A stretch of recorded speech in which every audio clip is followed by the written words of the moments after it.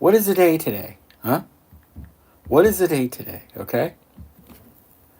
November 9th, 11/9. 11/9/25.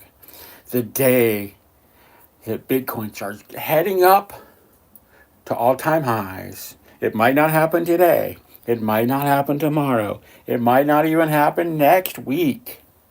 But it will happen soon.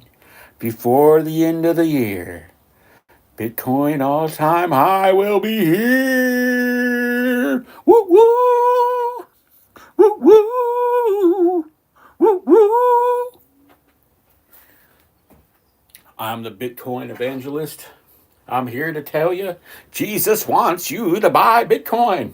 Yes. No, really, though. I'm not trying to be like heretical, but I think there is a link to biblical knowledge and Bitcoin. Bitcoinical knowledge, biblical knowledge, and biblical knowledge. So, woo woo! Woo! It's time to buy some Bitcoin today. Time to buy some Bitcoin today. Time to buy some Bitcoin. Time to buy some Bitcoin. Time to buy some Bitcoin today. Let's see. How am I going to buy some Bitcoin on this phone? Let's see here. Shall I tap buy some Bitcoin on here? Let's see. Can I log in on this one?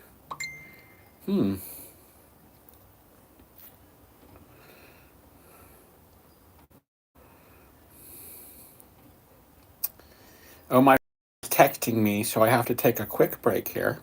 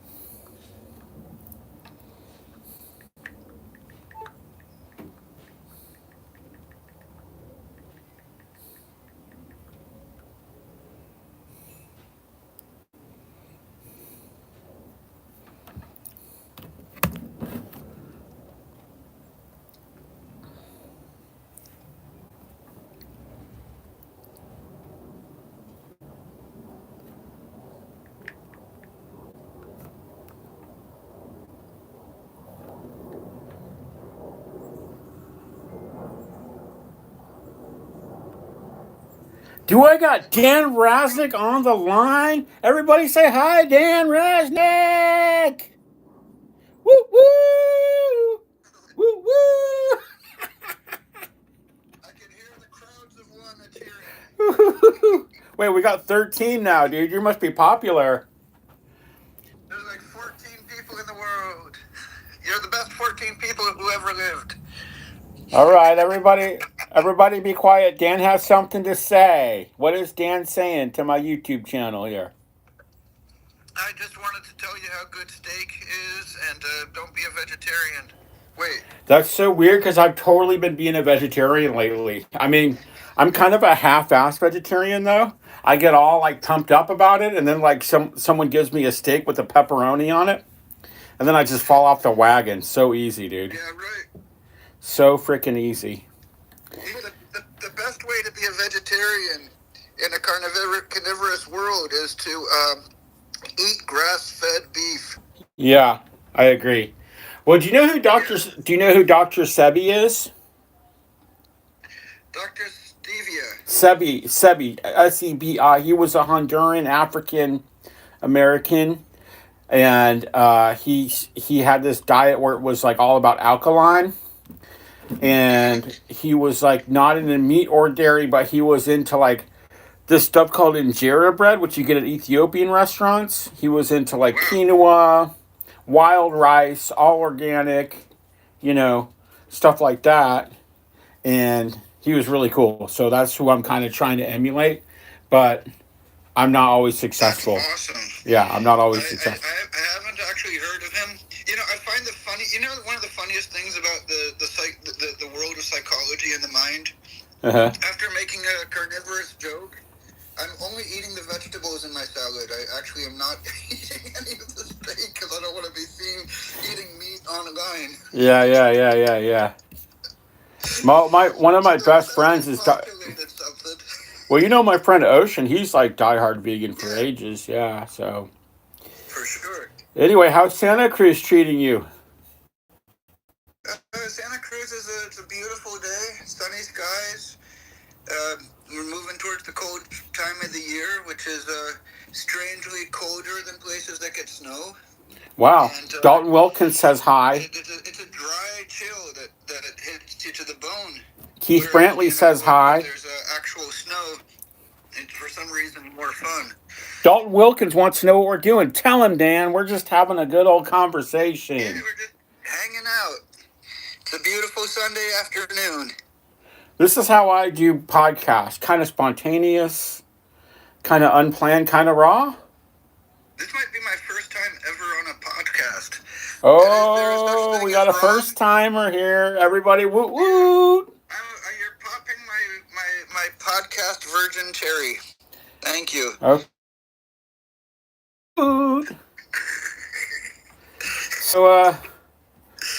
So what's your favorite song, Dan? My favorite song right now? Yeah. This is a weird one, but I would say it's probably the most valuable song that I have is if you go on the Herbie Hancock album. It's River, the Joni Letters. Oh, the one about yeah. And it's the instrumental take on Both Sides Now. Wow. Both Sides Now is absolutely an incredible song.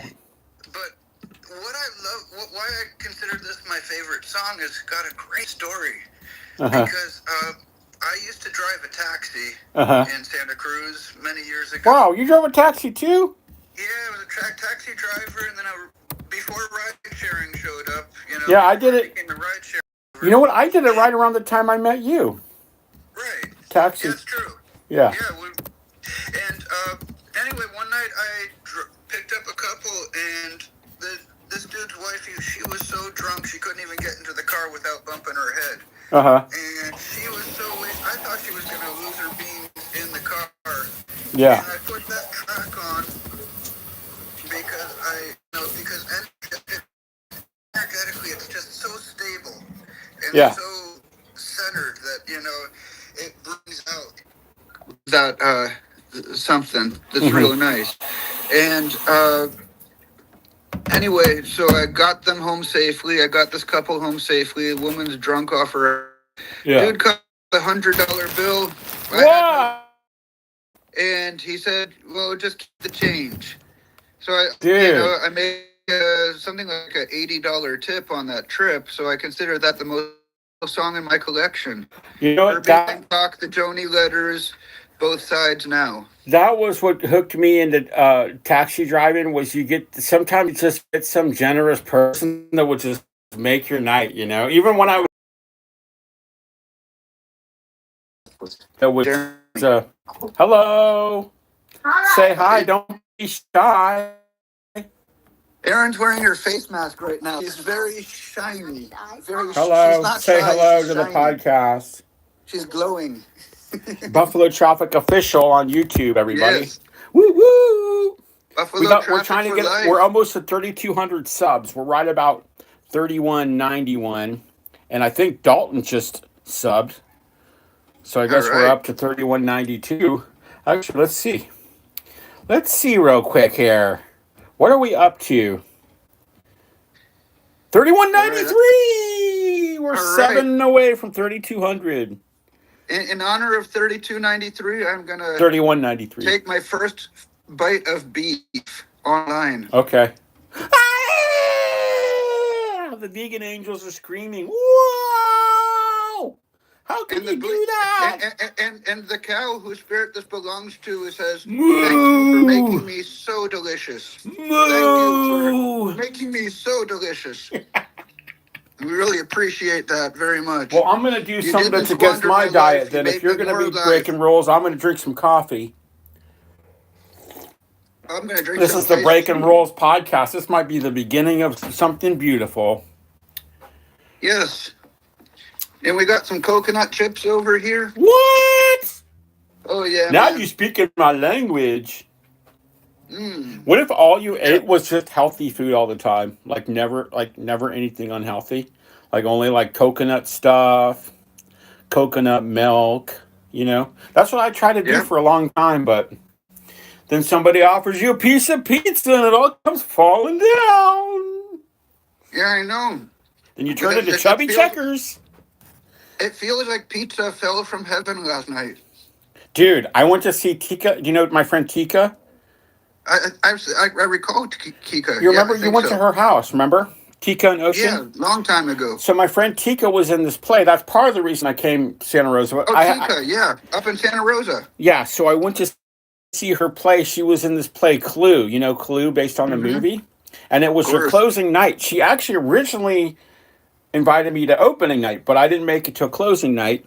And then after that, they were having a cast party and they had all this delicious pizza. And I'm just straight on my Dr. Sebi diet. So that's kind of what threw me. Oh, also, I did have, Yeah, Dr. Sebi. you know what? Sometimes a road trip, sometimes when you're on a road trip, Sometimes a great you do notion. stop at a McDonald's or two.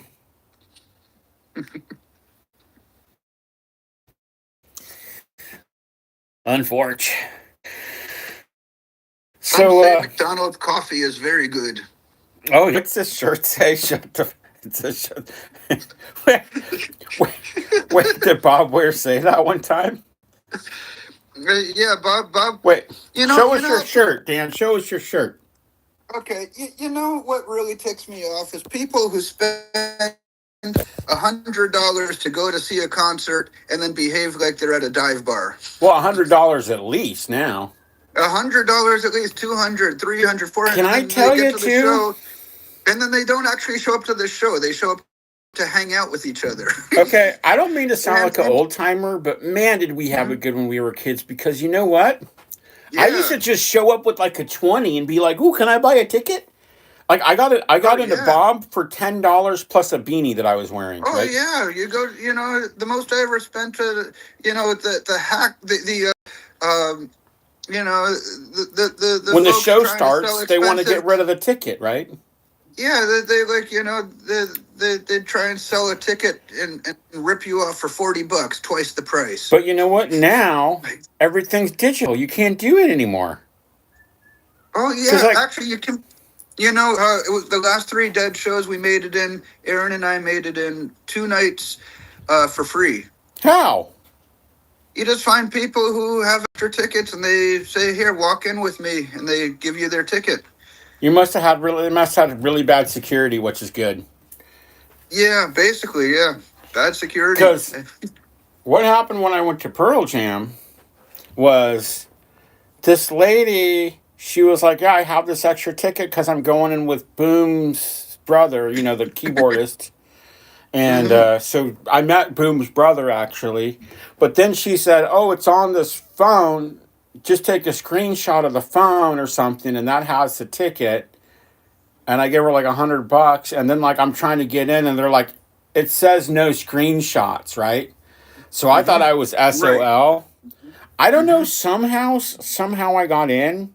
And I just sat on the seat that it said, but I thought I was SOL for a while there. But I just realized that you can't just get it off of people that way with the phone anymore. You know what I mean? Right. With the way it's digital. Like before it was a paper ticket, right? Mm-hmm. Dude, one time, okay, System of a Down was playing, and I just jogged to Hollywood Bowl, and I got there kind of late. And some guy had a ticket, and it was $10, right? Because it was like the last hour or whatever, right? Right. So I'm like $10 to see System of a Down. I don't care if it's to make that last $10. You know, he's got a bunch of tickets in his hands. I thought it was just going to be some shitty seat. It was in the very front. I'm talking very front, dead center. So I saw like the last half of the show. They played like Aerials. I think they played Chop Suey, and it was just that last half hour. $10, Oh, you man. got to see the exclamation point of the show. You got to see the best part up close. It was so good, dude. And there was probably like thousands of our Armenians like, whoa, this is our band. Woo-hoo, Armenia, Yerevan, woo-woo. They did one of those huge concerts in Yerevan, you know, where it's like just the whole country comes out. Like the grandpa's all, wake up, make up, you know what I mean? I know, they're so great. Yeah, I mean, they're good. That's an incredible musicianship, and they're so tight. And his voice. On point. Yeah, they're like a perfect band. I mean, but it sucks because they don't get along very well, so they don't tour that much. Bands tend to, I mean, imagine. And you know what it is, though, Dan? Imagine marrying an entire organization. But Dan, you know what it is with them? People can't get along. Imagine trying to get along with 20 It's partly people. Politics with them, though. Yeah, because they don't see eye to eye.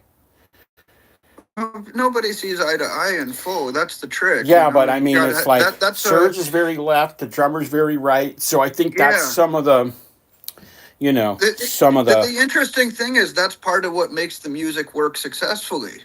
I agree. You know, it's like it's like that trick that Miles Davis did on his band in 1963, I think it was, and they played some benefit concerts, and they were recording an album, and at the last second, Miles said, I waiver the band's fees to donate to the cause.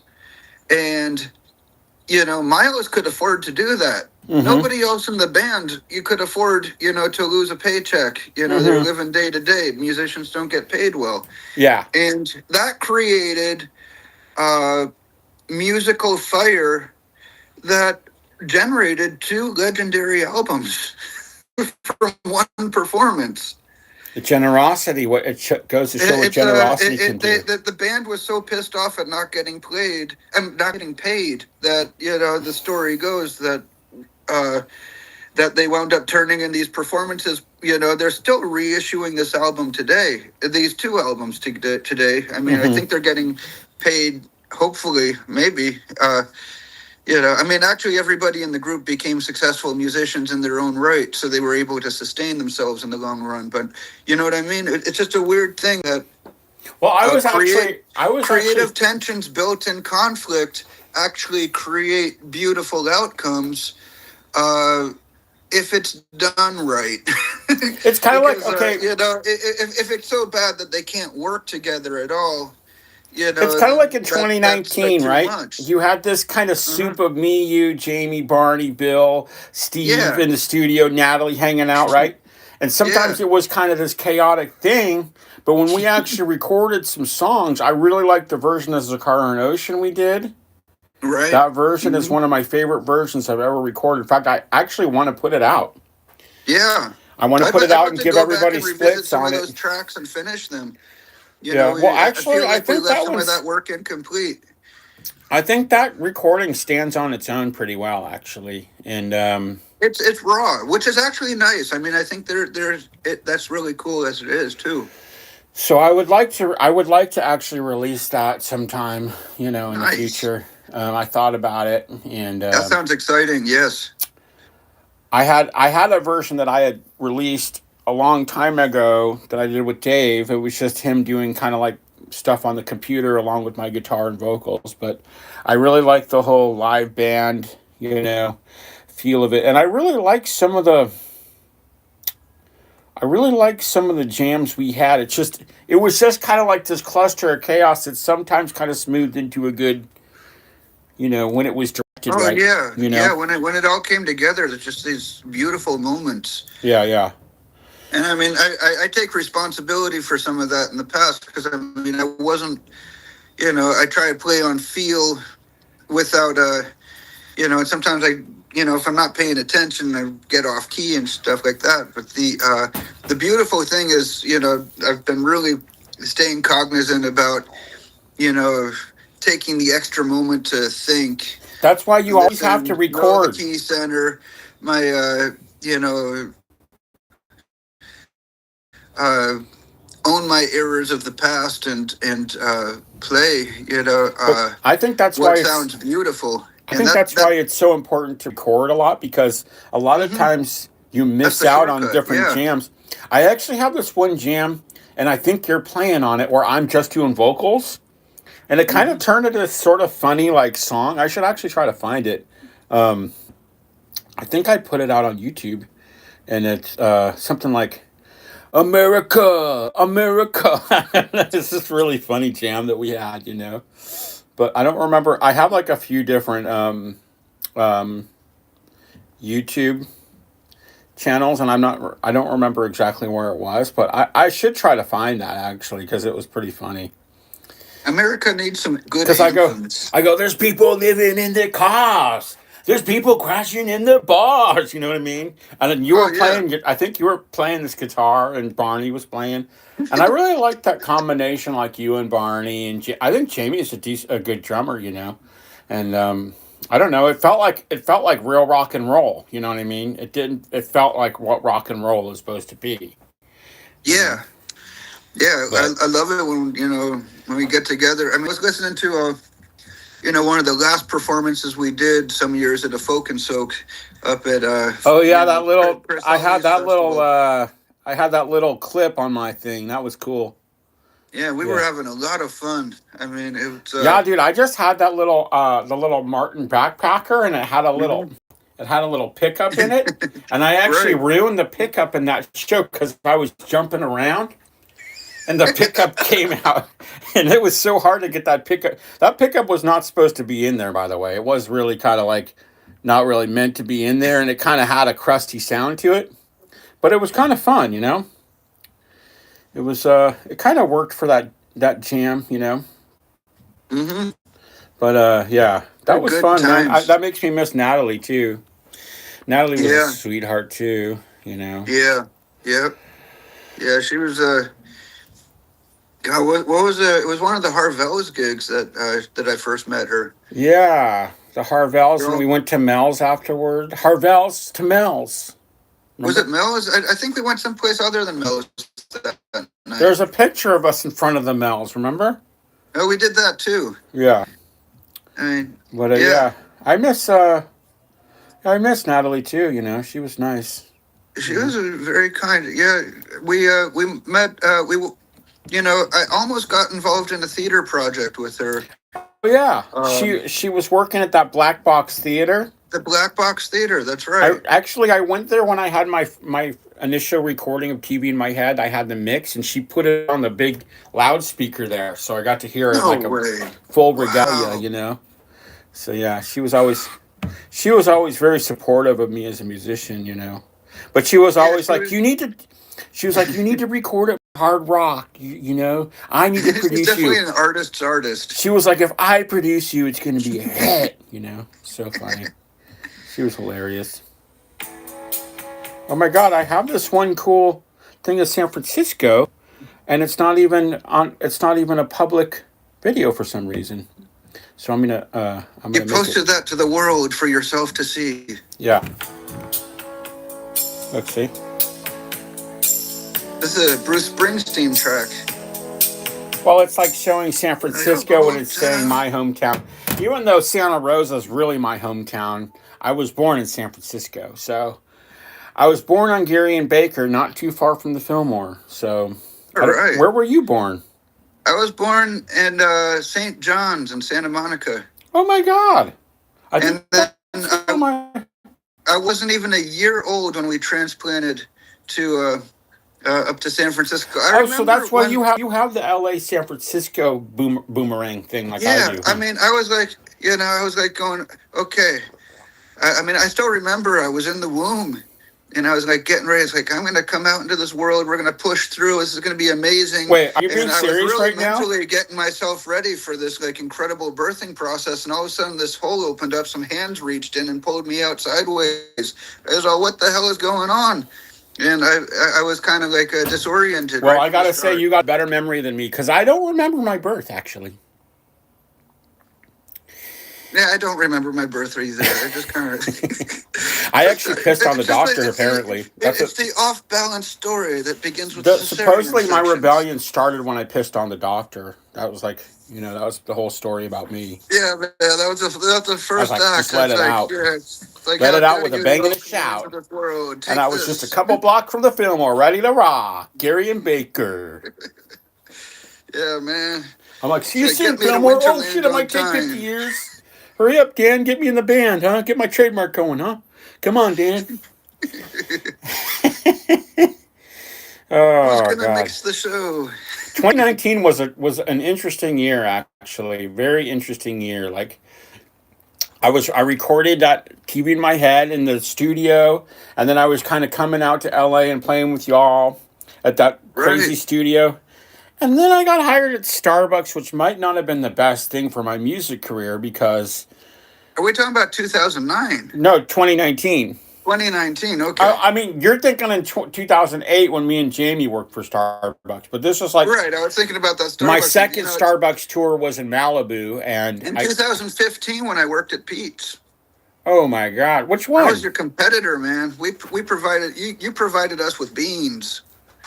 Come on, Pete's. I'll knock you out. It went the other way around. We provided you with beans. Wait, so which Pete's in LA? Yeah, my wife, she worked for Starbucks too. We're like, we're all in the Starbucks family. It's a Starbucks world. I went for organic bucks, okay? So, yeah. I went for Ito and... Do you know what I'll tell you secretly is actually a really good thing about Starbucks is when they give you water... They have a really good filtration system at Starbucks, actually. I always say that same thing. Yeah, that's the one thing that Starbucks is really good with is the water. The water's good, and they give it to you for free with ice. So what I used to do... The ice was good, too. What I used to... Smart. You're smart, I can tell already. Okay, what I used to do in my budget days is I'd get a hot coffee, and then I'd get an ice water, right? And then I'd drink all the water, and then I'd pour the coffee into the ice, have a little iced coffee, because if you bought the iced coffee, it would be more expensive, right? If you just bought like a venti, it's like a couple bucks, but, That's my little... customers come in and they want to purchase, I think, the soda, eat those water, and I'd like, don't spend your money. Actually, the water that you get from the tap at Starbucks is better than that bottled crap. So. I know, and my boss didn't want me to make that clear to people, but I did, because then they wouldn't sell any water. Yeah. So, Aaron, just to let you know, you are live on the Buffalo Traffic official podcast. So say hello to the world. Hi, world. We got Lachlan McBerry watching right now. Hey, we got Dalton Wilkins. We got Gabby. We got Keith Brantley, Rysick Pap, Bingus Incorporated. And so I'm getting ready to go to LA. I might stop and see my uncle first in El Burrito, I call it. So, I don't know. Those burritos. One of these days, I got to stop and see you in Santa Cruz. I actually, the thing that I really like about Santa Cruz is that I haven't spent that much time in Santa Cruz. So whenever I go to Santa Cruz, it's kind of like, wow, I didn't know this had a park here and blah, blah, blah. You know what I mean? It's kind of like, it's kind of cool, I would like to say that Santa Cruz is a little out of its mind, so that Santa Cruz doesn't even spend a lot of time in Santa Cruz. Exactly. I went there with my friend Darwin. I don't know if you ever met my friend Darwin, but... The guy from Evolution, right? I don't know. Oh, I see what you mean. Okay. You're always cracking a joke, aren't you? Sorry. They're missing you over at the Comedy Store right now. So anyway, my friend Darwin... It's okay. My jokes are not for sale. My jokes are for me. I'm trademarking every one of them. $3.50 each. USPTO, baby. So, anyway, wait, what was I saying? Okay, so my friend Darwin, he used to buy a lot of musical instruments. He lived out in Watsonville, right? So he's like, dude, I just picked up his drum kit, this Katati store. I forgot what it's called. It used to be Zones. But he's like, could you pick it up for me? I'll give you $100. Meet me in Santa Cruz. So I picked up the drum kit. Went and met him in Santa Cruz, and we hung out, had a good time. He bought me some CDs. Um, Like and Streetlight or Locos? the really nice, Locos. the really hipster one. You know the hipster one? The really cool one? No. On the I main mean, drag. a Kind of lot by of where the places closed. catalyst is and all that. Yeah, that's Streetlight. Yeah. Streetlight Records. So, and then we went and hung out near Monterey. Just hung out for a while. Yeah, I missed when Darwin used to live in California. Now he lives in Arizona, so I haven't seen him in years now. But he's the person that recorded my first album, Vessel Dead Sea Songs. I don't know if Wow. you. Barney actually really. I turned Barney on that album. He's like, that's like the best stuff you've ever done. Oh my God, Vessel Dead Sea Wow. Songs. So maybe you got to hear that. I don't know if it's as much your style because it's more kind of like. It's more like harder, faster rock. You know what I mean? And so that's why Barney liked it because Barney's into Barney gets bored with slow stuff. He's always wanted to speed it up. You know? Yeah, Barney loves to rock. Yeah, And I don't know if I have a style. I mean, I'm more like, you know, can I? You can rock. You can definitely rock it out, but you like to kind of free flow. In this tune that accords with my part. That's the. Well, and that's why I like playing with someone like you and Barney because there's this kind of soup where you're kind of fighting to keep the tempo. We create a natural tension that's a lot of fun. Exactly, and then Jamie's on the drums. It was fun, Mm-hmm. So 2019 was wild because then in August, I'm like living in my car and working at Starbucks in Malibu with these college kids at Pepperdine that are like half my age. And just kind of like, sometimes I would go to the practice space and I would just sleep. I was just too tired to even play. But we did do some gigs. We got some gigs. Aside from the one we did at Cinema Bar, we also did a gig at Danny's opening up for Flying Lion. You know, the Flying Lion. Oh, yeah, man. I love Johnny. Well, Johnny's not in that band anymore, though. Johnny's been in Texas for a while, but it still had left Drew. Louisiana, went to Texas. What's that? He left Louisiana, went to Texas. He's been in Austin for a while. I saw him there in 2021. I hung out with him in 2021. Oh, cool. Anyway, yeah. So we played at Universal Bar and Grill. We opened up for this band called Pinfield, and then they asked us to go open up for them in Lancaster, and that was a bit of a drama because Barney and Jamie had somehow gotten Lancaster mixed up with Orange County and were driving in the opposite direction and drove like an hour and a half in the wrong direction. And then when they came, it was like I had already played with their drummer, you know what I mean? It was just like, you know what I mean? So it was just like a lot of stuff. Yeah, the joy of showbiz.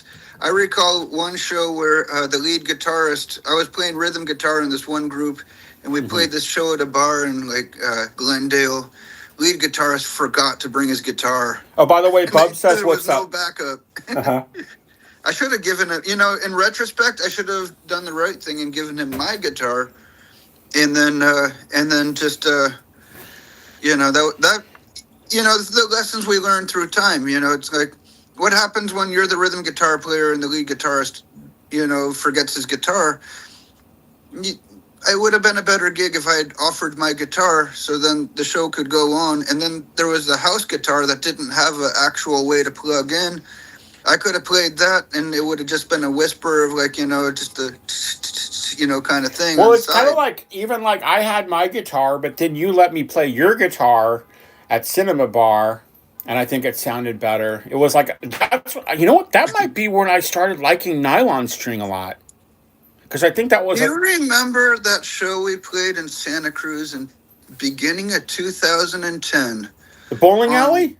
On a the bowling alley on a torrential night of downpour. My guitar was the last one to not have a broken string. Jamie broke like... strings. Wait, I even broke a bass string, huh? And you broke a bass string. And nobody showed up. That was like the craziest. That was like the craziest mini tour ever. I remember Marshawn came with us and stuff. Yeah, that's right. Staying at your house.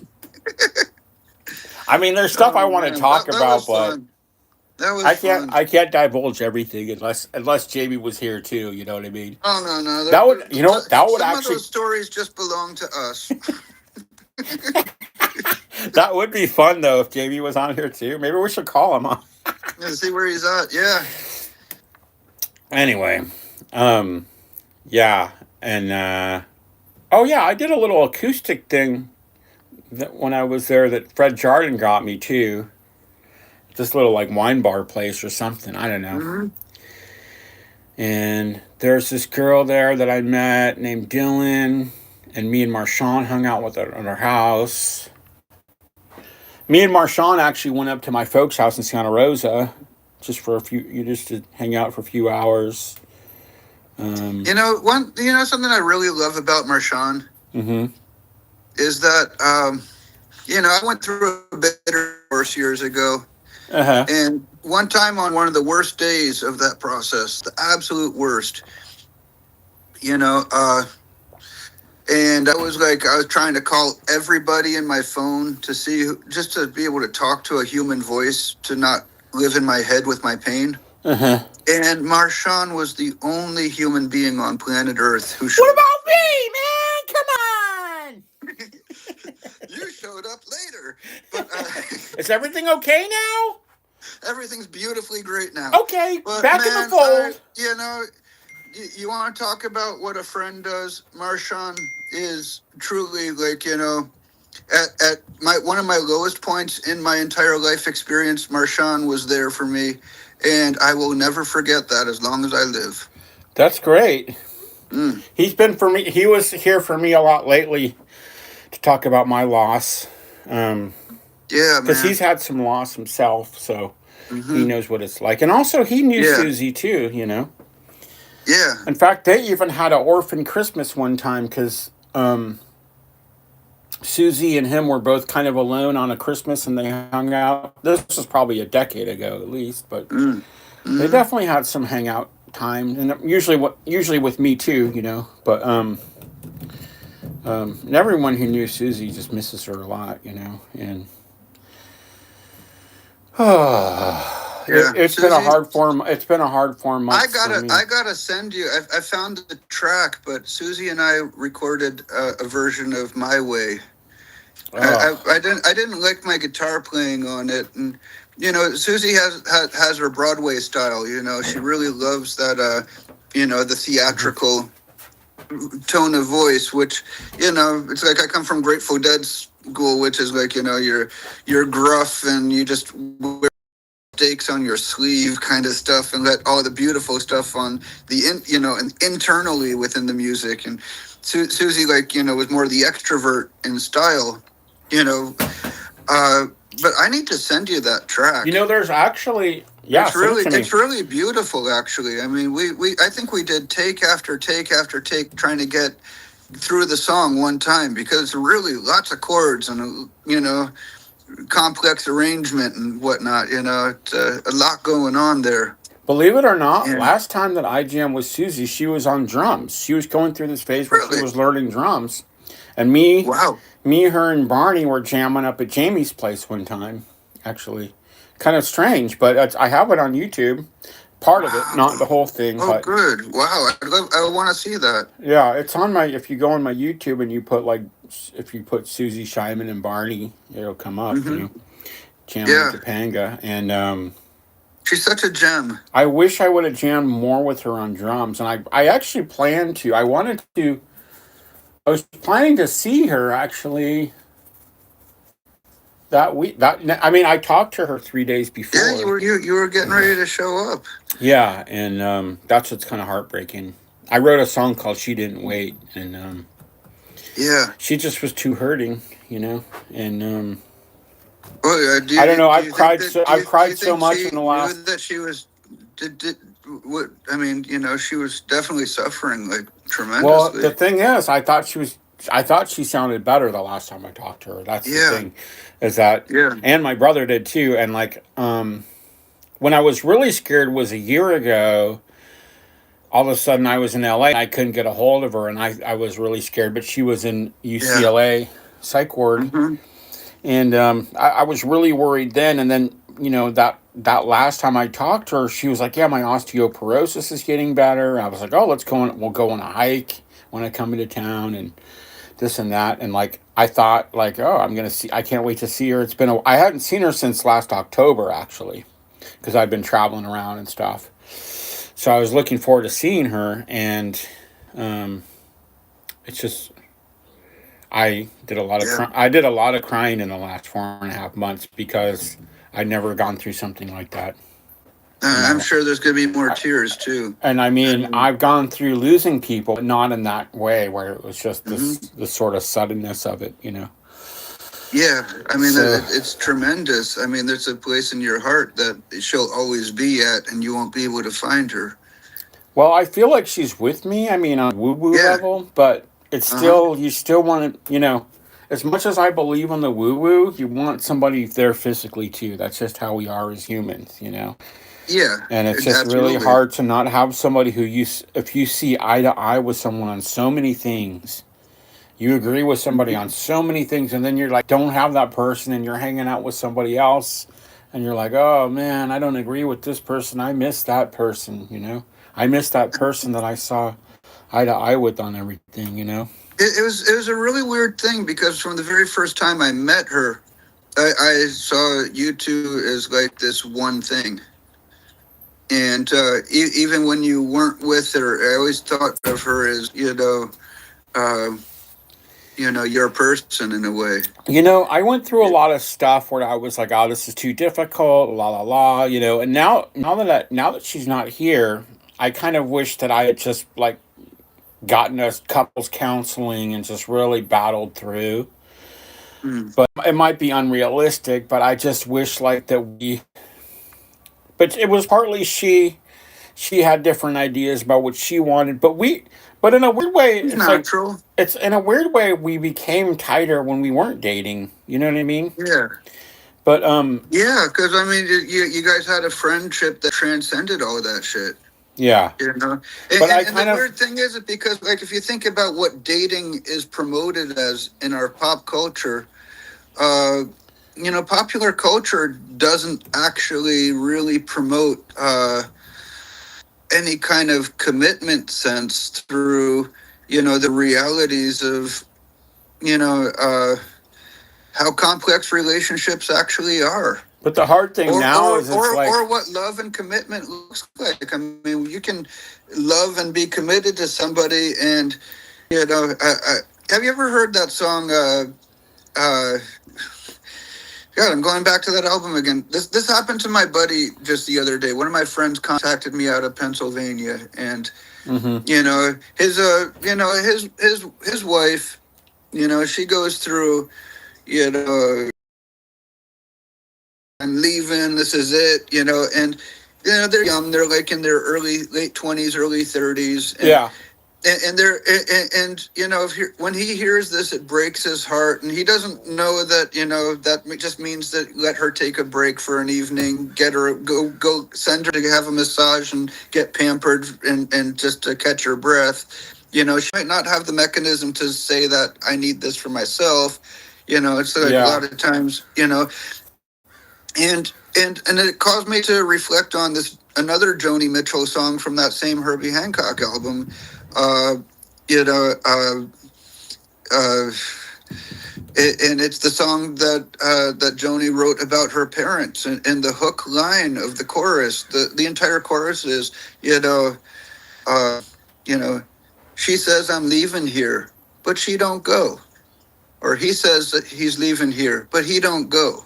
It's like the perseverance through, even those defeated feelings, uh, is something that isn't really represented Well, in what the relationship wisdom of today's pop culture in a lot of ways. the last several years that I knew Susie, we weren't even we didn't even really argue because it we weren't living together. We weren't, you Hmm. know, since the pandemic, I haven't even really been in LA that much. So like Right.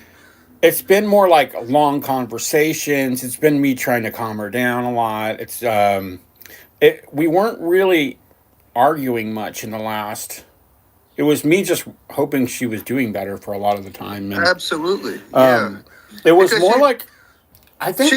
she would get herself into some reckless situations too. I mean, it's not like it's not like you were doing her wrong or anything. Yeah.